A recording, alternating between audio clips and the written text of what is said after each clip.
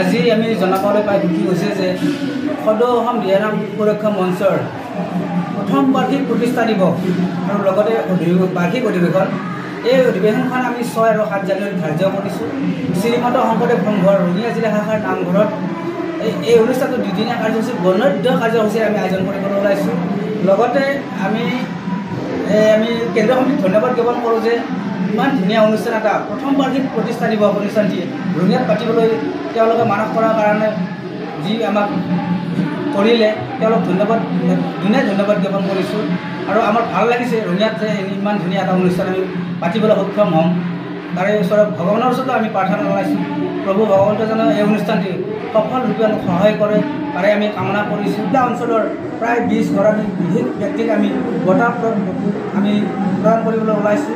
সেইসকল ব্যক্তিক আমি চিনাকি কৰি আমি 20 গৰাকীমান আমি জ্যেষ্ঠ ব্যক্তিক আমি সন্মান দিম সেইখিনি। আৰু লগতে এই অনুষ্ঠানটোত আমাৰ 3000তকৈ অধিক মহিলাই আমি 7 তাৰিখে ৰাতিপুৱা 10 বজাৰ পৰা আমি সমূহীয়া দিহানাম পৰিৱেশন কৰিম। লগতে অনুষ্ঠানটি 6 তাৰিখে আমি প্ৰথম অনুষ্ঠান আমি হ'ব আমাৰ এই পৰিৱেশ নিৰ্গৰণ শ্ৰীমন্ত শংকৰদেৱ সংঘৰ ৰঙিয়া জিলা শাখাৰ নামঘৰত। লগতে হিন্দী স্কুলো আমাৰ শিক্ষণো আমাৰ লগত জড়িত থাকিব। ইয়াত পৰিৱেশটো নধৰি ভাল হ'ব নিশ্চয়, কাৰণ এই অনুষ্ঠানটিত আমি বিভিন্নজনৰ ওচৰত গৈছোঁ, তেওঁলোকে বহুতে আমাৰ মন্তব্য আগবঢ়াইছে যে ভাল অনুষ্ঠান তোমালোকে কৰা, বহুতে সহযোগ কৰিছে, তাৰ কাৰণে ভালো লাগিছে আমাক।